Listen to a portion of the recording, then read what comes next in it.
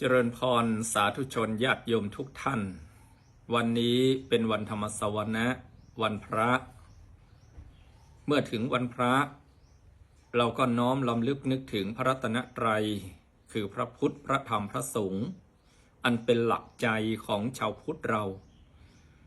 คำว่าพระสงฆ์อันนับเนื่องในพระรัตนตรัยนั้นหมายถึงพระอริยสงฆ์ตั้งแต่พระอัญญากณฑัญญะพระสารีบุตรโมคคัลลานะเป็นต้นวันพระเราก็นึกถึงพระรัตนตรัยเหล่านั้นเมื่อถึงวันพระเราก็ยกตัวเราให้เป็นพระด้วยการฝึกหัดปฏิบัติชีวิตจิตใจเราให้เป็นผู้ประเสริฐด้วยทานประเสริฐด้วยศีลประเสริฐด้วยธรรมภาวนาทานศีลภาวนานี้เป็นวิถีของชาวพุทธเราสาธุชนทั้งหลายพระพุทธศาสนาของเรานั้นพระพุทธองค์ทรงฝากไว้กับพุทธบริษัททั้งสี่คือภิกษุภิกษุณีอุบาสกอุบาสิกาเป็นหุ้นส่วนทางศาสนาเป็นเจ้าของผู้ที่จะต้องดูแลบำรุงรักษาศาสนาไว้เหมือนกันแม้ว่าปัจจุบันนี้ภิกษุณีในเมืองไทยจะนับว่าขาดศูนย์ไปแล้วแต่ยังมีนักบวชผู้หญิงคือแม่ชีก็ตามหรือภิกษุณีที่ไปสืบทอดเชื้อสายมาจากศรีลังกาจากไต้หวันทั้งฝ่ายเถรวาทและมหายานก็ยังมีอยู่หน้าที่ในการดูแลปกป้องศาสนา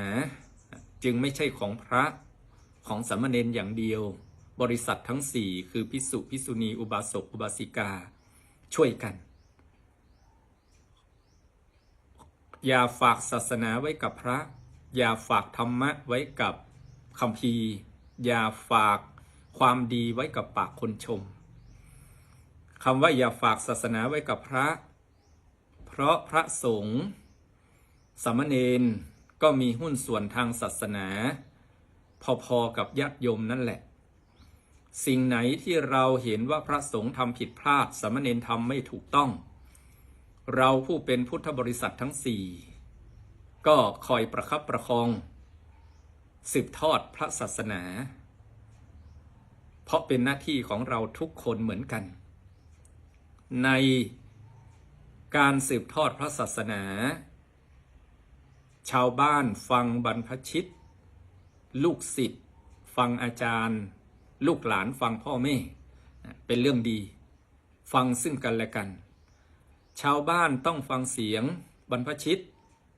ลูกศิษย์ต้องฟังเสียงอาจารย์ลูกหลานฟังเสียงพ่อแม่เราก็จะได้พัฒนาขึ้นเรื่อยๆเป็นสิ่งที่ดีแต่ถ้าจะให้ดียิ่งขึ้นผู้ใหญ่ก็ต้องฟังผู้น้อยลูกศิษย์ฟังเสียงอาจารย์นั้นเป็นเรื่องธรรมดาแต่อาจารย์ต้องฟังเสียงลูกศิษย์บรรพชิตต้องฟังเสียงชาวบ้านพ่อแม่ก็ต้องฟังเสียงลูกหลานด้วยพ่อแม่ฟังเสียงลูกหลานอาจารย์ฟังเสียงลูกศิษย์บรรพชิตนักบวชฟังเสียงชาวบ้านศาสนาเราก็มั่นคงอย่าฝากศาสนาไว้กับพระอย่าฝากธรรมะไว้กับพระคัมภีร์ธรรมะคือคำสอนของพระสัมมาสัมพุทธเจ้าจึงเรียกว่าพระพุทธศาสนาก็คือคำสอนของพระสัมมาสัมพุทธเจ้า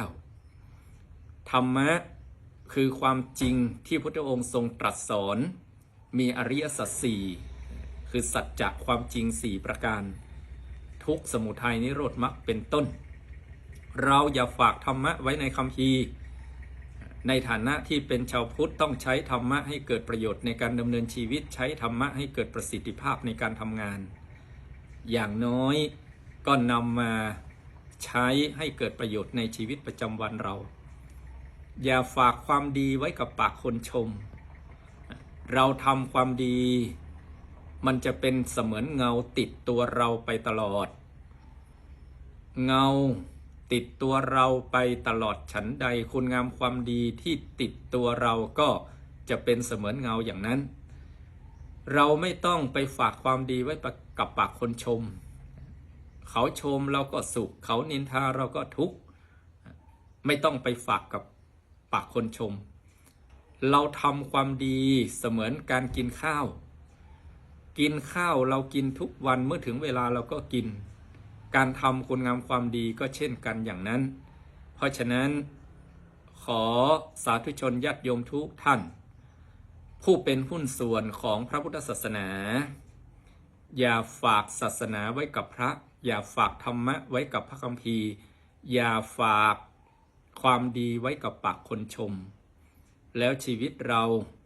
จะมีความสุขความเจริญ พระศาสนาของเราก็จะมั่นคงสืบทอดไปตราบนานเท่านาน ขอเจริญพร